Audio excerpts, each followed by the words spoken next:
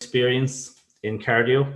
Are you a beginner, an intermediate, or advanced athlete? Just click it in there. We'll run the poll for maybe 15-20 seconds, just to give you a chance to get used to it there, just to see what kind of levels we're working with tonight. Yes, that's going to kind of give us a little bit of, information about yourself, lads. So it will be easier to also point the problems or the questions what you have.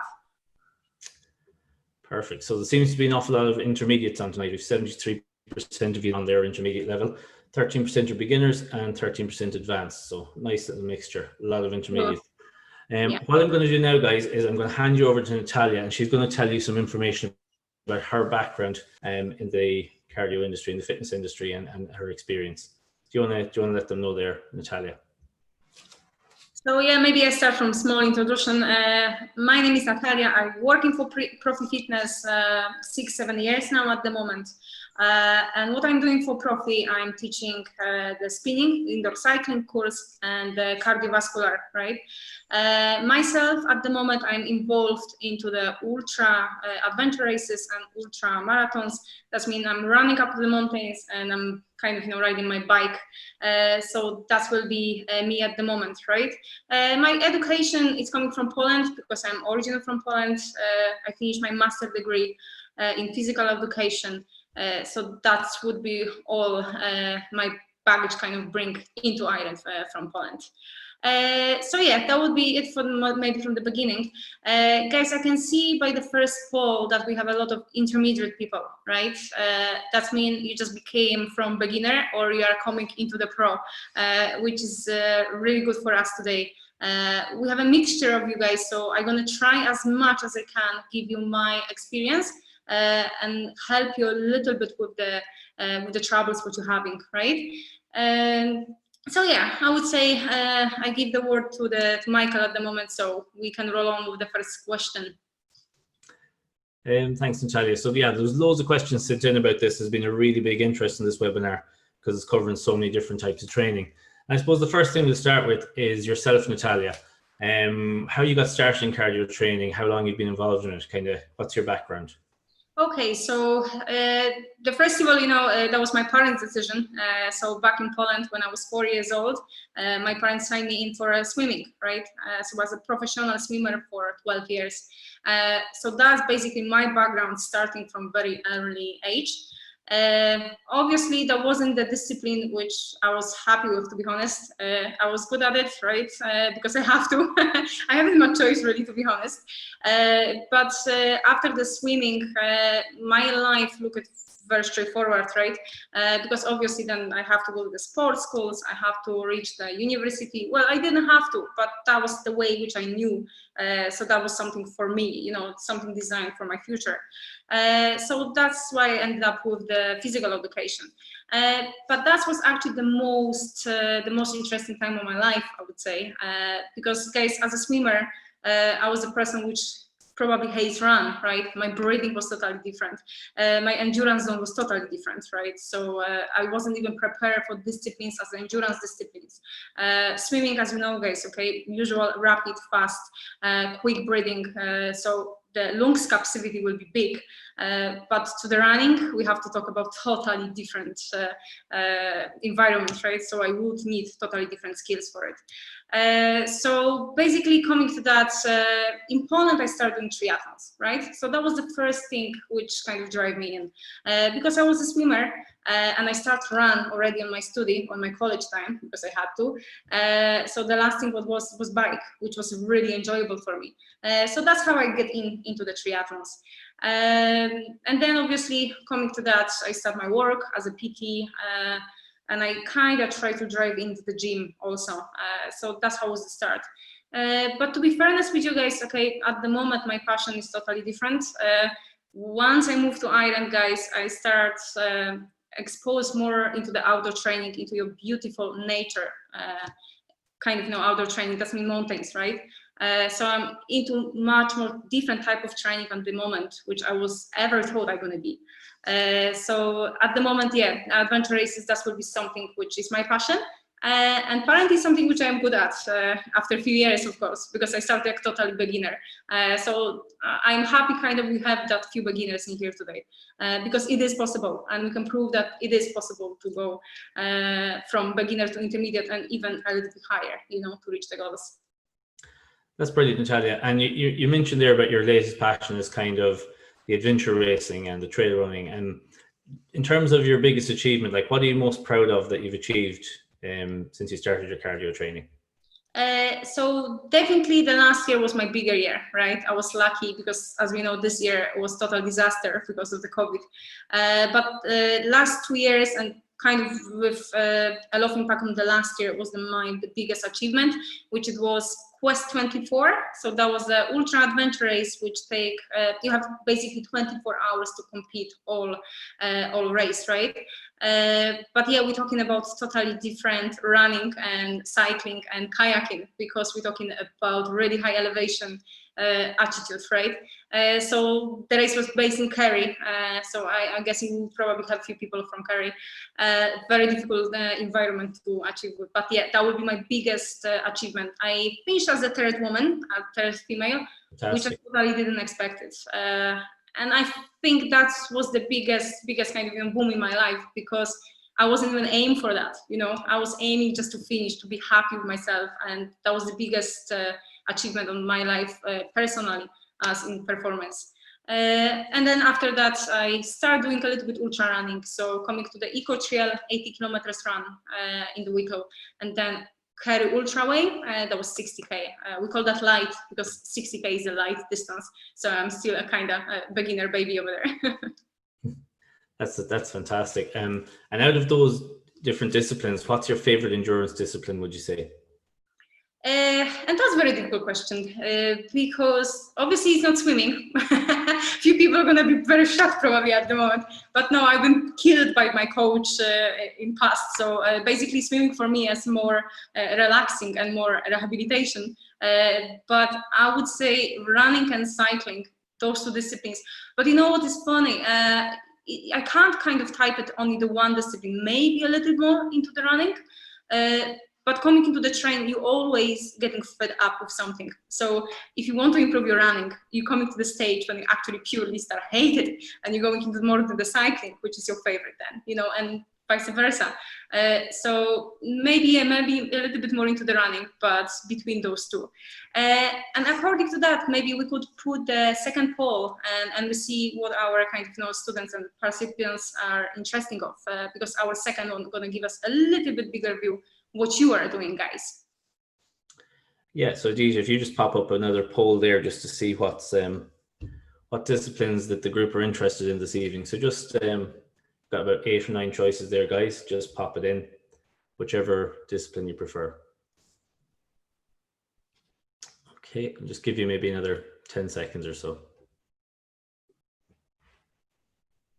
Okay, so jogging, running, quite popular. Adventure races is quite popular as well. Swimming. Natalia, not for you though.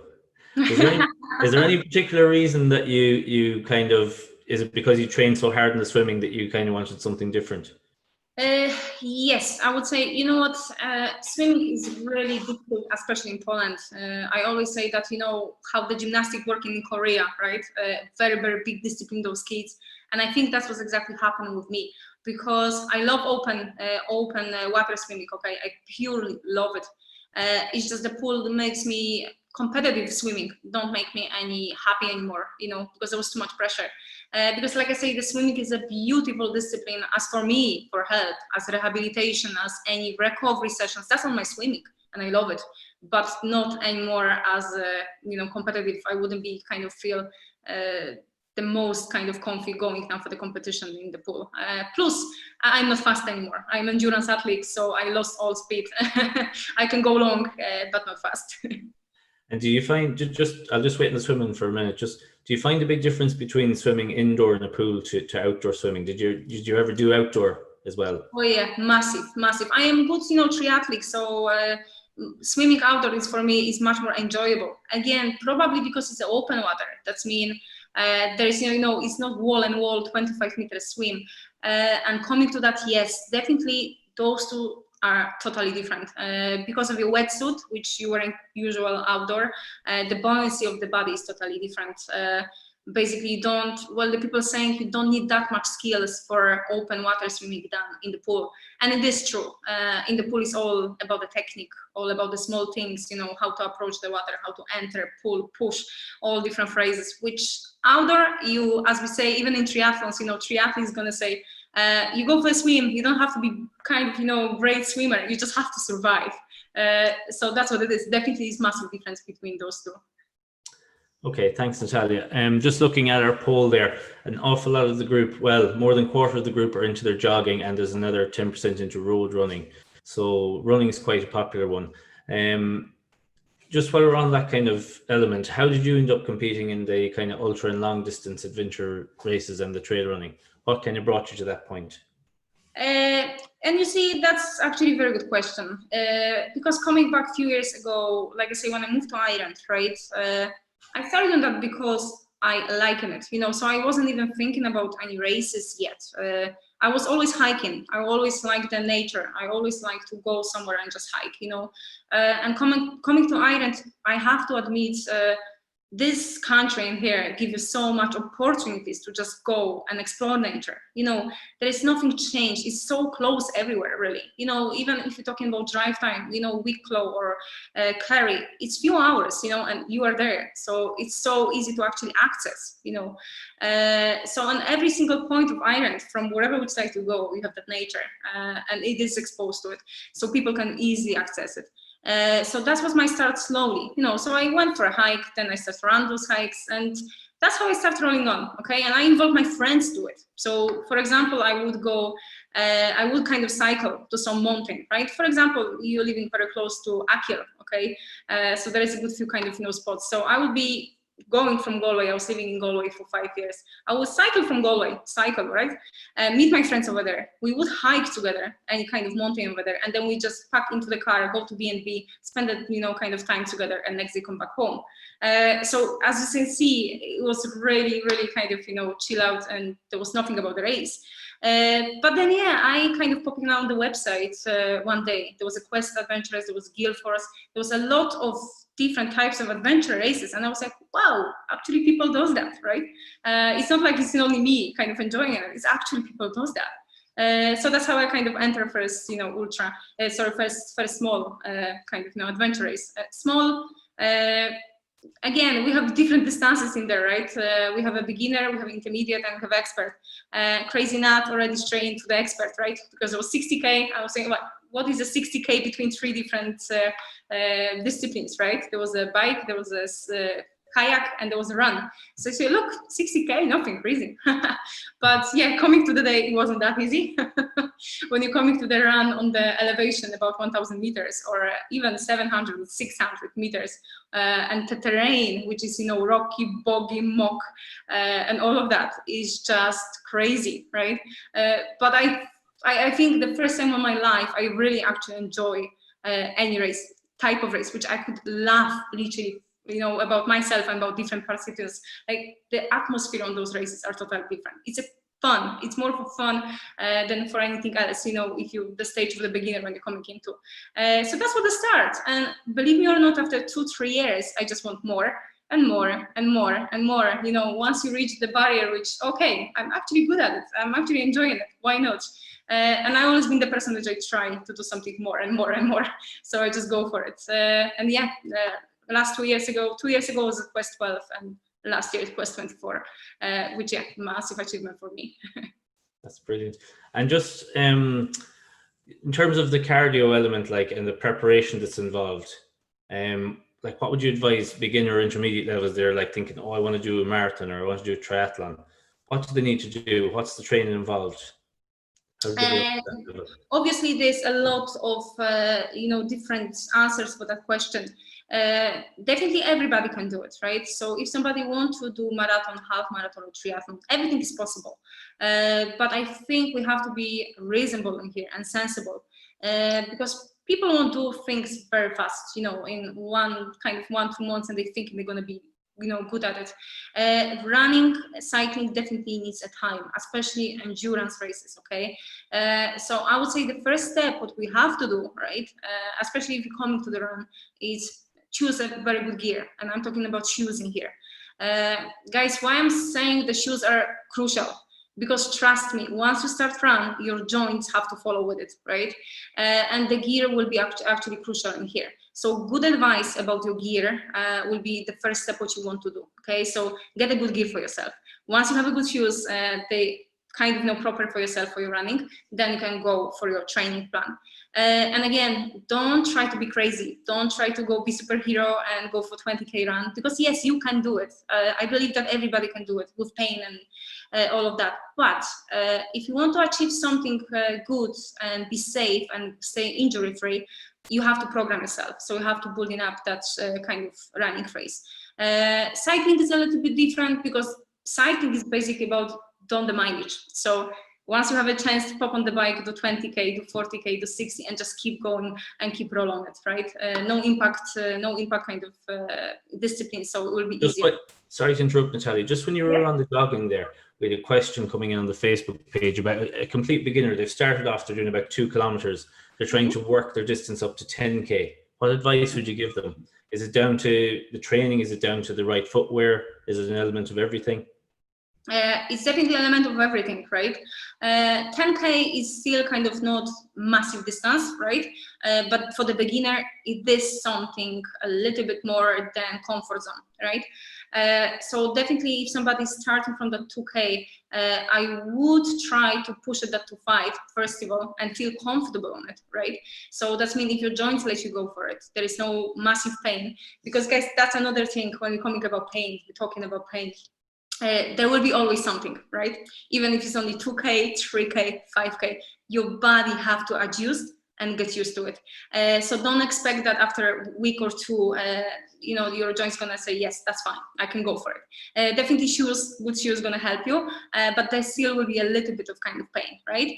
Of course, what we call the good pain. So if something which you can hold it up, which is with your comfort zone, that's fine. So you can go forward. But if something give you a little bit kind of hassle too much, 2 kilometers never should make you much pain if you're talking about knees or kind of joints. So if somebody's in pain, probably the shoe will be the kind of the problem, or there is other kind of injuries, but that's totally different story. But coming to that, guys, 2K then 5K. Once we feel comfortable for that 5K, I would say then we go for 7 and 10. So that's all gradually going. I would say in the month's time, you're gonna be very good kind of prep for it, right? So month's time, you should be able. But for some people, again, some people physically as a lungs or heart are not able to do it yet, right? So for some people, it's going to be 2 months. So again, it depends which kind of type of people we talk, right? And what kind of health kind of problems we have there too. So just kind of depends on what their starting point is and work from there. Exactly. Just you kind of mentioned technique there as well, Natalia. And we had someone that's a swimmer, and they're kind of asking what kind of wetsuit should they use to start swimming? What's for the start of the swim in outdoor? Yeah. It doesn't specify here, but yeah, I would say outdoor if it's wetsuit. Yeah. Well, lads, there is a lot of different brands, right? What I can say myself is the quality is better to spend a little bit more money around. I wouldn't go crazy. I wouldn't go for 500, for example, wetsuit. My wetsuit costs 120 euro. I'm happy with it, and I finished on 3rd positions. So. Okay, gear is very important, I always say that, but your skills are more important, right? Definitely, like I say, something which is around 3 millimeters, maybe depth of wetsuit, that would be something what you're looking for. But again, very individual. The best idea is go to shop and try it. I know in COVID-19 now is very difficult to do it, right? But I found out, like I say, guys, not really expensive wetsuit. I usually would use DHB brand or Orca brand is very, very famous in Ireland too. But yeah, DHB for me working perfectly fine. 3 millimeters, 1.5, I think, under the arm. But again, guys, don't take that as grounded. Everybody have to try the gear. Just while you're on the swimming as well, is there any differences in swimming in lake swimming or swimming in the sea? Any extra precautions to take? Definitely temperature is different. Temperature going to be massive difference. Guys, now I don't have much experience with swimming in the lake because I hate it. I'll be honest with you. Lake for me is kind of dirty, and I'm a bit afraid what is underneath. So you see, I guys, when I'm going for exercise, I try to enjoy myself. So sea would be my kind of preference. I was living in Limerick for 1 year, and I was in the river. So what I can say is different in the river is the current, for example, and sea and lake will be the same, right? So sea, we have to watch really the low and high tide and also the current of the water, because in the sea definitely going to be more difficult than in the lake. Lake is warmer, lake is more adjustable for the body. You're going to be finding that much more easier than in the sea. Again, sea waves, right? That's what's kind of coming with it. So definitely when you're talking to when coming to the breathing, good skill to have is, guys, bilateral breathing. So be able to breathe from the both sides. So if the wave is coming from the right, you are able to take your breath from the left. Small things like that, but can actually make your life much easier. Okay, Anish has also asked a question there. It's with regards to running again, I think. How often should you run, and how often should you increase your distance if you're working up from 2K? I think you've kind of covered this already a little bit when you're on about the 10K. Yeah, I would say so. How often should you run? How often should we run? That's another question, because, guys, I always in my life was running more for the distance than how often. Because, for example, if it's small 2K runs, right, I would do very frequently. You can go very often for it, right? Which, if you increase your distance, for example, to 5 or 10K, then obviously that's going to limit it down a little bit. So, hard question to answer with that. If you stick with 2Ks, you can go easily 5 times per week, right? If you're going to upgrade that a little bit more, 5 and definitely 10, that will be 3-4 times max. But again, it is only running, because if you have different disciplines coming with it, then that will look totally different. Okay. A question came in as well about nutrition preparation. So what would your nutrition preparation be like for those longer distance races or adventures? And guys, there is, I knew that question going to come. Most common question. And I hate to always answer the same. It's, guys, really difficult to say what is good during the race, right? I can tell you what I'm doing for myself, and I can give it advice what would be good. But honestly, if you're going for the training, guys, right, you start kind of knowing your body, and your body give you the answer when you need actually fuel yourself and what your stomach is able to take, right? Definitely, if we talk about the long endurance races now, guys, we need slow release carbs, right? So definitely your breakfast is gonna look much more powerful and energetic than sugar load, right? Because as we know, sugar will be needed on the kind of on the race, but something which holds you for the longer time will be something more relevant for you. So again, coming to the slow release, guys, we know all those products already, like porridge, pasta, rice, all those products, you know, quinoa, all those products which give us a little bit more energy for the race. The question was what I'm doing during, isn't it? During the race, what will be my nutrition? Yeah, so during the race, what would you advise? So now this all depends now, okay, because it's triathlon and it's adventure races, that's different story. And usually, see, myself, for example, my first 2 hours, I don't have to nutrition myself at all, right? But that's my body. Some people are gonna need after 60 minutes, some people are gonna need after 80 minutes. And what I'm actually eating on that time. My stomach is very kind of, very picky, all right? So my tummy wouldn't be the strongest one. Basically, as much neutral I can stay, I do. So, okay, gels are there for nutrition, bars are there, but I try to stay as much as I can with the clean food. So, for example, if you're talking about something for 12 hours kind of adventure race, right, which is really, really long time, I would wait in usual to transition and fuel myself with something proper. So I'm gonna have a sandwich, roll, maybe bar, but not that sweet, because again, my tummy wouldn't be going with it. But everybody are different. Some people like it. Caffeine gels keeps me going if we're talking about my awareness, right? So when I'm going tired, but it's my head, it's not the body more likely, I can feel it that I'm going kind of start to go into the sleep phase, as we call. Definitely the caffeine gels help me a lot. Many different brands on the market. I'm using the CIS, so it's Science in Sport. That's for me working the best, and I find those products really, really good for me. But guys, again, I wouldn't go crazy with the gels during the training or during the races, right? Again, I would stay with more kind of good quality food. Small, because often, but definitely with normal kind of food. For the long distance races, guys, I would say everybody are the same. If you're talking about the tolerance of the food, on the first kind of few hours we can eat, but coming to the end of it, guys, your body totally rejects everything. You don't even drink or finish.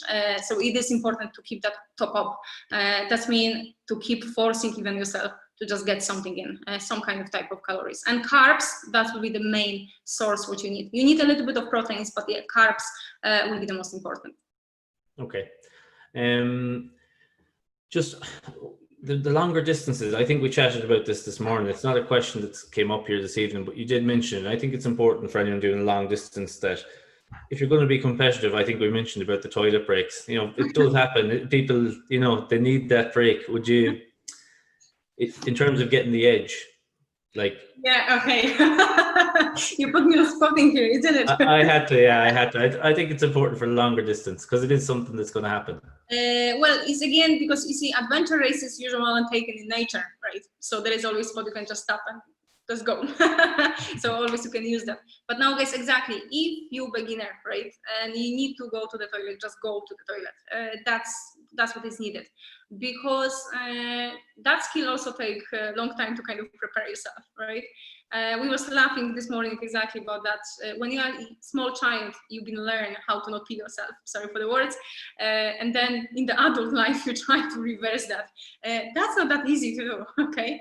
And again, yeah, I said that to Edita and Jarek this morning, that when you're the beginner, that doesn't matter, okay, for your time. Your goal is different. You won't just compete your race, and you want to do it as much comfortable as you can, okay? So yes, use, if you have a toilet, if you can stop somewhere hide and just go for it, right?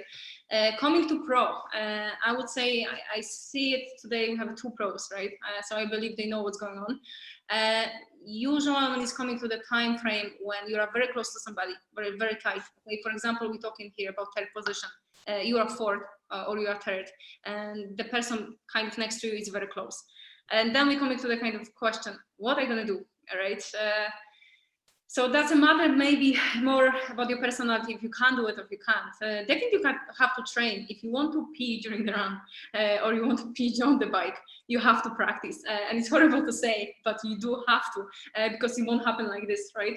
It's going to be difficult for your body to do it. So again, guys, different goals. Again, beginners, and if your competition is way behind you, you can stop, do it. It's better for your skin, it's better for yourself, it's better for your mental health, do it. But if you pro and if you don't mind, then, you know, only one answer is coming into. Yeah, but like, I think you did say it this morning, at the very high levels, professional level, it could be the difference between finishing on the podium or not getting in the top 3. So, you know, that's how big a difference it can make. Unfortunately, I've been there, right? That was my call, I think, when I was going to actually getting better, to be to the first top 5 or top 3, you know.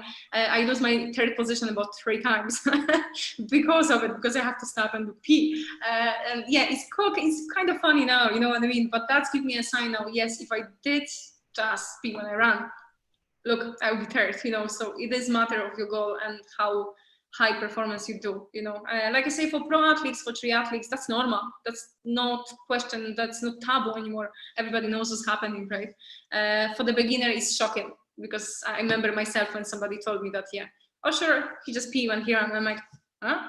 Like, what? Yeah, when you start out. How are you gonna, you know, and the people are like the same, ooh, how we can do that? But yeah, it's your goal and it's your performance, so everybody are different. We just had a question come in there about a marathon.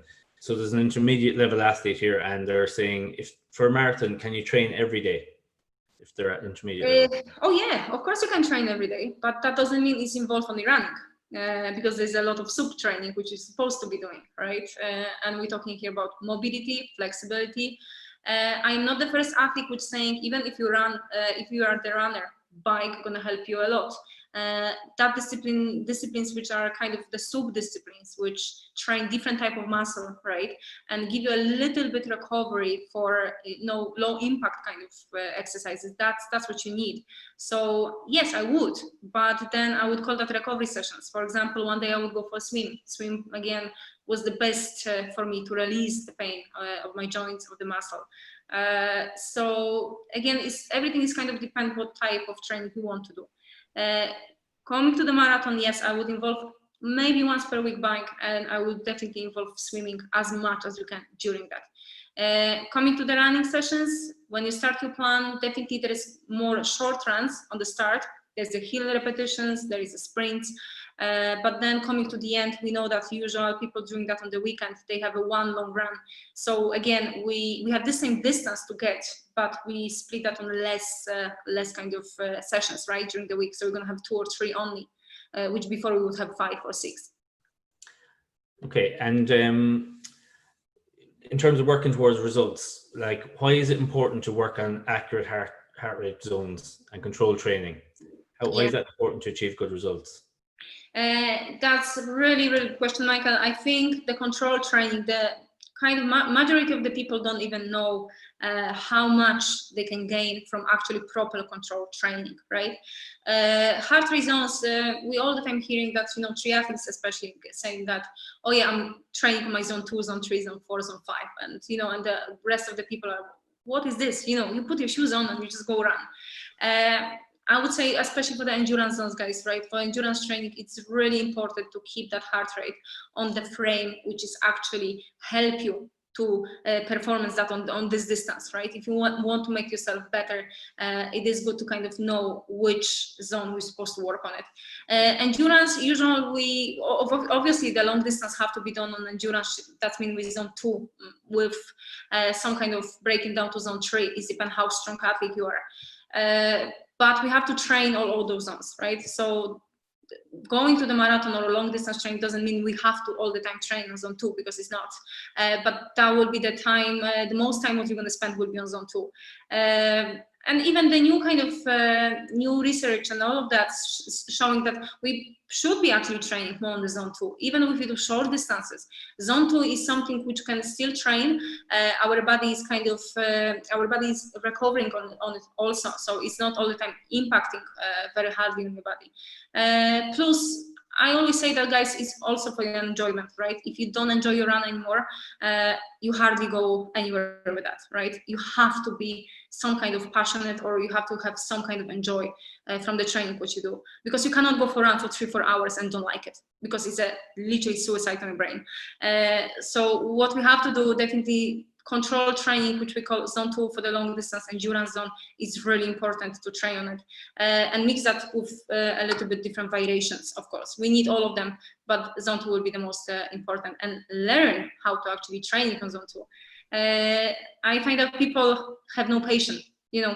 Zone 2, as we calling, guys, to explain you, is something which you feel comfortable on. Okay, you start sweat, you feel a little bit more breathless, kinda, but you can still talk. So it's something comfortable. Plenty of people getting on that very board. So basically they spike up and they go faster and faster. So it is difficult zone to train on. It is difficult. We call that his comfort zone, but it's not that easy to train on. So definitely endurance, that's what we needed. Okay. And what zone would you be most focused on, like in terms of to be a really good endurance athlete? For myself at the moment, guys, like I kind of said before, I don't have much speed, right? Because again, something pay for something. If I want to be good on the long distance, I have to train much more on zone 2 and 3, all right? But I will have short spikes on intervals, so I would have 1 or 2 sessions during the week, which will be very high intensity and short session. Okay, for example, spinning or classes which I'm teaching at the moment, spinning classes, they help me a lot, because that's something which I'm missing in my training. For me, when I'm training for the endurance races, it's a long distance. I all the time focus myself for the long runs. I have to go out, I have to do the mileage, I have to do the elevation, and that's important. And you're always missing that time for, for that short intense, because it's like, okay, it's important, but, I don't want to lose the time. So me as an instructor, as for example, spinning classes help me with that a lot, because it's 1 hour short, fast training, very high intensity, something which I'm missing from my usual routine during the week, and that helps me a lot. So coming to that question, guys, I would train a lot of the endurance on the long distance, but definitely I'm going to be training also on the zone 3 and on zone 4. That's my high intensity zones, because you will need them, especially going uphill, right? Or when it's coming to any sprints or any kind of finishing even, you need a little bit of that strength of your heart. Definitely you can see it by stamina. If you improve your stamina, okay, long distance is much easier when you have a lot of stamina with yourself. So again, that's zone 3 and a half. So a little bit more than a comfort zone. That's basically, I think it's basically answered the question Benoit asked there about the best indoor training session for triathletes. He said is spinning the equivalent to HIIT. You seem to agree with him there. Definitely, guys. Of course, coming to the triathlons, guys, you need kind of improve your body too. Okay, so there is a spinning classes. There is also different classes like kettlebells. All what is working on basically on your core muscles, okay, because that's what we need. We need a core, and core, guys. We don't talking about six pack. We don't talking about that nice, beautiful slim belly. Core, as we know, is your pelvis, is your back, is your all muscle around. Okay, so that's something which is supportive for you. So definitely for triathlete, core exercises will be very important. And now we're coming to even more important part, which is flexibility and mobility. And I think every single athlete, not forgetting about that, because we have that knowledge now. We know we have to do it. But again, time-wise, it's like we always try to do more and more by physically exercise than actually take care about our body by stretching and for flexibility and mobility, which, guys, is crucial. And again, body very well kind of maintains by the flexibility mobility can improve your performance much. You don't even realize how better, stronger, faster we can get if we actually well maintains the body. So for triathlete, yeah, there is a lot of different exercises, but definitely, especially during the winter time, spin classes will be very, very good. They're high intense, they're short, they snap, and they still have that motion of the cycling. Okay, so at least you have that discipline which you cannot do outdoor. You can bring it indoor, which is handy. It's very good. Yeah, and you touched on other areas there as well. We're going to be running webinars with Eddie on kettlebells in a week's time, and we've Sarah doing the mobility flexibility. They're all really important elements as well. It sounds like you have to pull so many different types of training together to be a really good triathlete or endurance athlete. Michael, I think, yeah, exactly whatever which discipline you want to really do. Even if we're talking about the weights, lifting, powerlifting, anything like that. We need everything. We start kind of being on that world which we're thinking about, okay, the soccer player only have to play, the swimmer only have to swim, or the runner only have to run, right? There's so much what we can do to improve our body, and it's not only the discipline which we do. So we work all around the body, right? Like I said, the flexibility and mobility into the last 5 years is improving, it's getting better, it's getting much more bigger because the people understand, and I think they see the results, I think the people can see it now.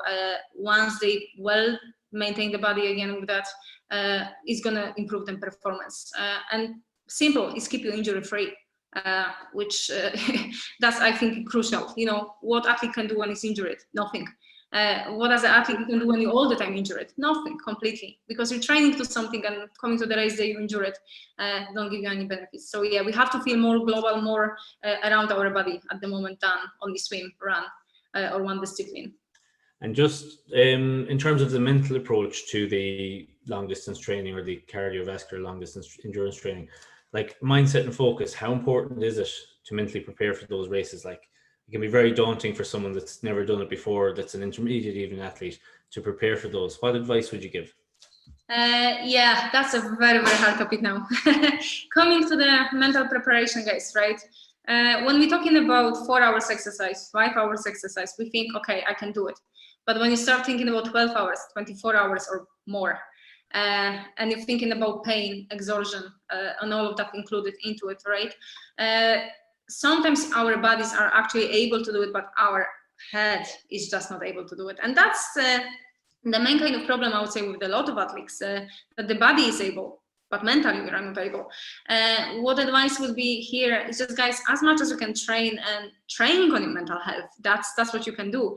Again, I wouldn't, like we said before, I wouldn't go for straight after, for 20K or 40K when I'm beginner, because it's not only crush your body, but also it's going to make some memory in your head that you just don't like it, because you're going to sync that with pain, with something which you hated and something that was totally not enjoyable, I think why adventure races for me was so nice and so kind of passionate about it, that I actually came into the ultra, it was because I enjoyed it, right? And the environment helped me with it. So basically the training and be out there and progress from 2 hours to 4 hours to 6 hours to 8 hours, to be there all night and train, that's something which you have to train. So we have to think about our brain like a muscle. It's something which we have to train on, and definitely, like I say, don't do any bad to your head by overtraining of that, because any single athlete knows if you pass the stage when you actually stop liking it what you do, especially in the long distance, then it's going to be extremely difficult for you. And I would say keep your friends close to you, because I don't know what I would do without my friends last year, guys. The amount of preparation what I had, I wouldn't make it without my friends, right?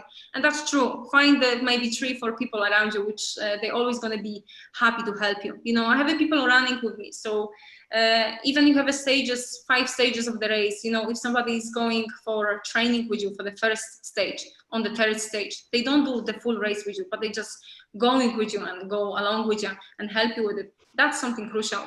Guys, I have, like I say, I have a few good friends which helped me a lot with it, and I would say 70% was me, but 30% of that was them being for me there.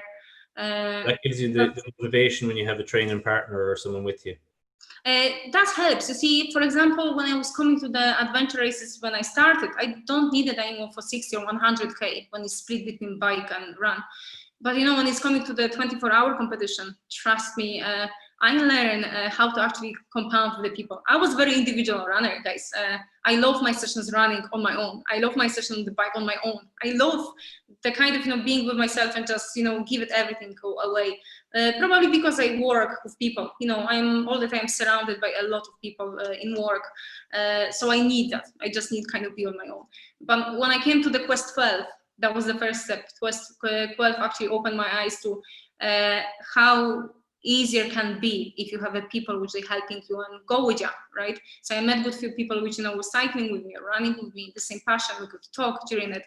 And even if I have a few friends which will go with me on the bad state when I don't feel anymore well and I'm feeling kind of like I'm going down, it's good to have somebody with you even if you feel crap, as we say, because that's and you can be even quiet. Somebody can be very, very quiet with you, next to you, just run with you.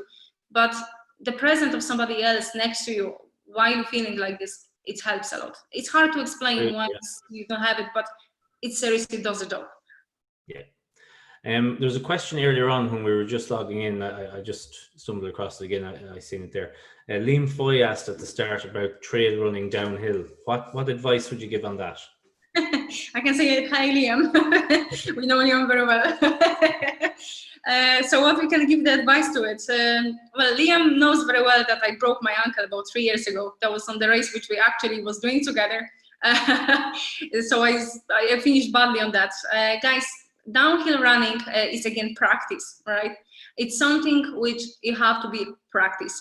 And definitely there is a few advice which probably every single person gonna kind of give you as runner, as a mountain runner, that when you're running downhill, guys, you try to enjoy it.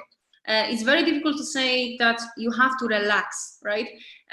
Because Michael, you know yourself when you're going downhill and you're going too fast, right? Your body has tension to tense. You're just going tense, and then you're losing the plot. And that's when you actually start making mistakes. And that's how easy it is to fall and do something very unneutral to your body. So I heard from the very, very good ultra adventure races after I broke my ankle, right? So that was after I split all my ligaments. Okay, so that was really bad state on it. Because I'm physiotherapist, I helped myself after a year, I would be able to come back to the, to the mountain running. But there was the one fella which gave me the most simple advice on the world. He said to me, first of all, just enjoy go downhill. Don't think about anything. leave your feet floppy, right? And I'm thinking like, okay, how am I gonna leave my feet floppy when, you know, when you're going downhill, there's many different rocks on the way and stuff. And then he said, never look down, look always forward, look always 1-2 steps forward, never look down, because your kind of brain gonna remember exactly what you saw it before. So that means there will be no hassle. And you know what I say? Okay, look, what I can do worse? Can I do more damage? No, I can't. So let's go try it. And that was the biggest clue of my life, I would say. So the best idea when you're going downhill, guys, is always floppy feet, relax, try to enjoy, and make sure you're looking forward. Never ever look down on your feet. And it works. I can say 100% it works. There's another question in, just for a runner or a jogger, is there any way to overcome that impact it has on the joints, or is it just unavoidable? Is it because well, of course, it's a technique again, and it's good training. It's a good soup training. So first of all, guys, yeah, again, I wouldn't go for, I don't know, 20K run straight when I'm beginner or when my joints are not ready for it. So I would say downhills, guys, have to go again very, very slowly. So from 2K to 5K to 7K. Okay, so try to expand the time when you're going on downhills. Practice on small hills, right? So do hill repetitions going downhill. Okay, practice on those, the small, short distances, which give you a little bit more practice on your, well, a little bit more impact on your joints and get them ready for it. There is a lot of exercise you can do to make your body stronger for downhill. Okay, so again, coming to back gym, right, guys, you have to take care about your quadricep muscle, you have to take care about your hamstrings, you have to take care about your calves. So all legs muscle have to be well maintained. Okay, working on power, working on squatting, working or any type of muscle around your knees and around your ankles. That's something which is crucial. I use a lot of plyo. That means I'm a jumpy person, right? I would be using the plyo boxes. I would be using the Bosu, the stability mats. And of course, coming back to that, guys, yoga and Pilates. A lot of stability, okay? So it teach your core how to actually release some of the muscles on the legs, right? So make sure you have a good stability on your core. So that's gonna take a little bit impact over. So there is a lot of exercise you can do and improve. And it is possible. It is possible, guys. To be honest, I have only mechanic injury. So that's mean I broke that ankle because I just simple twisted. So that's what happened. But I kind of, okay, and at the table, I never have massive problems with my knees as the impact, okay? Maybe once there was some kind of injury, but training on my legs helps a lot. There was nothing really kind of which killed me just yet, but I'm still young, guys, so so that's a different story when you're coming probably to a bit older age. Okay, does anyone here on our live webinar on Zoom have any more questions you'd like to ask Natalia, or anyone on Facebook? Just pop them up now if you want, and she'll answer any questions you have before we finish it up. And we've covered an awful lot of topics there. There's some really, really good knowledge being shared there by Natalia this evening, so really appreciate that. Any other questions, guys? Just going to check my questions that were sent in earlier, see is everything covered. Mary, running and breathing, any advice on that? Running and breathing, definitely you have to breathe when you run, Mary, that's surely. So basically about the breathing, guys, it is difficult, but we're saying always the same, right? So when you breathe in, you're supposed to breathe in by your nose and then breathe out, exhale by your mouth, okay? So that's the most beneficial breathing for the human body. Again, it is very difficult to adjust yourself because first of all, when you start breathing properly, right, you're feeling like you don't get enough air into your lungs, okay? But that's kind of fake feeling. And it's something which you have to practice on. Of course, controlling that's the main thing, okay? So if you go for your first runs, short distance runs, try to focus on that first, okay? So big breath in by your nose, exhale by your mouth, okay? And try to adjust that during the run. And trust me, 1, 2, 3, that's gonna kind of, your memory system gonna kind of remember that, okay? So your body is very smart, our brains are very smart. Once we have a pattern and we keep working on it, our body gonna remember and you don't even think about it. I was a swimmer again, guys, coming to that, and I have a massive problem when I was in my college with running. I was crap runner. Sorry for the words. I was just literally hated. I purely hated run. And coming to the stage 10 years later that I can't live without run. So it's all to practice, and that helps a lot. That's perfect. Any other questions, guys? Just pop them into the group there now. I think there was one question I missed earlier. I was just looking at the questions that was sent in, and it was just on, I think you touched on it, your training gear. What would you advise overall training gear for like a triathlete? What different types of gear would you recommend? Okay, so gear is again very depend of what our skills are, right? If you come into the triathletes, guys, we have two different sets of kind of gear. We can go with the triathlete suit, or we can go with shorts and jersey. And now, what is the difference between them, really? Triathlete suits is much more easier to wear because you can wear it under the wetsuit. You just take wetsuit off, you're on the bike, and then you're on the run. So it's very light, it's very handy. But again, coming to the beginner, guys, imagine yourself going on the half distance triathlon, not even short, but you need to go to the toilet. And then when the trouble starts, right? You have to take all suits up from the top, zip on the front or the back, wherever, which kind of you have it. And that's a hassle. So again, I would be more questioning myself, which one I'm gonna feel more comfortable. I always wear jersey and the shorts. I just feel more comfy with it. But I know triathletes love the tri suits, all right? So that's something which you have to choose between yourself.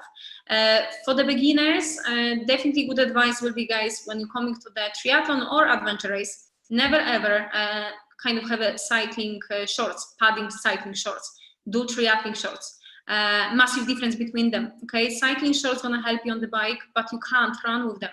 If the pad gonna get wet, basically all shorts gonna be heavy, and you're gonna keep them over here under your breast to just keep them on you, right? So make sure don't make that mistake. Very common mistake.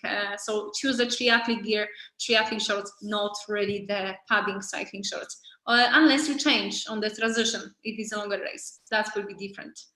We have another question there from Mary. She just asked, do you have an opinion on orthotics for anyone?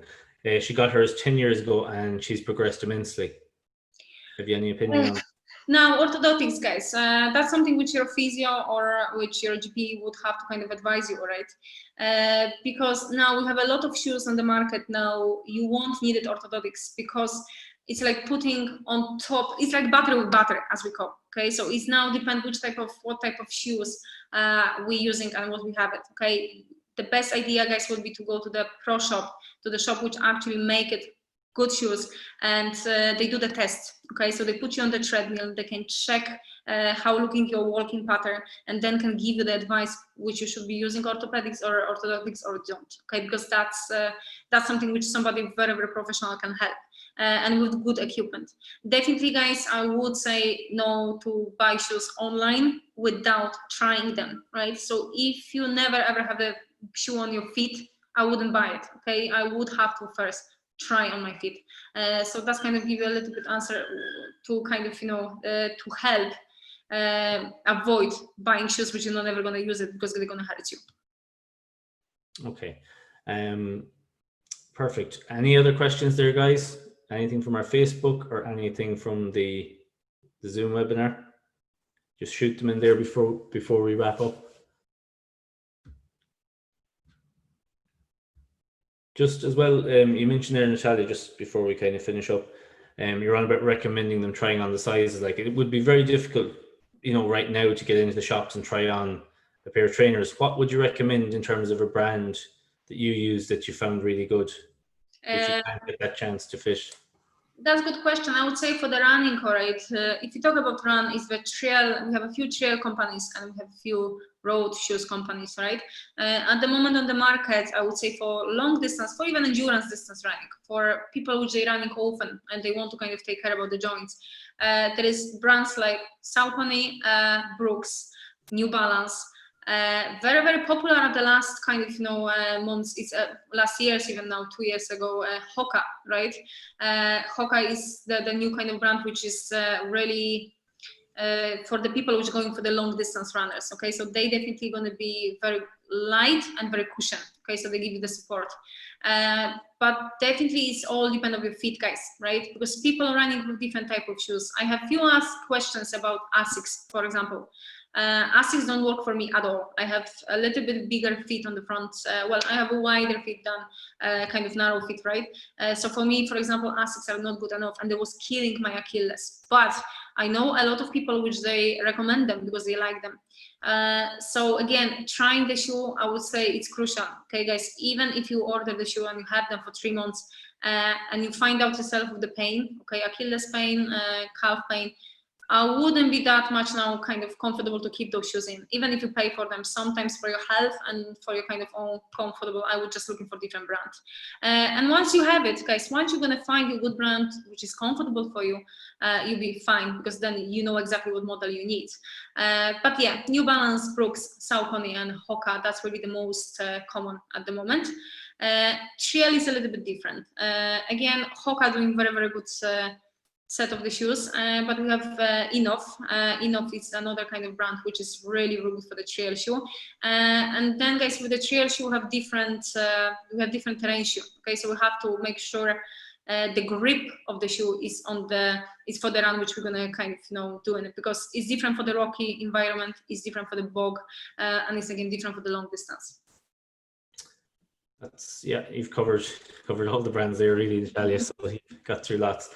It's been a really, really enjoyable webinar, and you've got so much knowledge from it. I see Mary there. She said, great webinar, really enjoyed it. Thanks, guys. Again, if you have any questions, just pop them in there as I'm starting to wrap it up. Natalia's got through so much in the last hour, and I just want to say a massive thank you to her for all her insights, her knowledge, her information. No problem. I hope it wasn't boring. No, I found it very, very interesting. There's something there, I think, for all fitness levels. You've really covered like beginners, intermediates, advanced, and you've even shared your own experience, which is great. You see, I think it's easier, yeah, when you're coming from the beginner. You know, I mean, adventure races for me was totally the beginning. So it was tested on myself. Once you done something to yourself, you know how to advise and how to help the others. It is kind of, guys, if I knew some stuff which I'm actually passing to you today, it would be much easier for myself. It would be much easier for start. So I hope those kind of help a little bit. Brilliant. Getting a lot of thank yous from the group, and I want to say a massive thank you to all the viewers that tuned in this evening.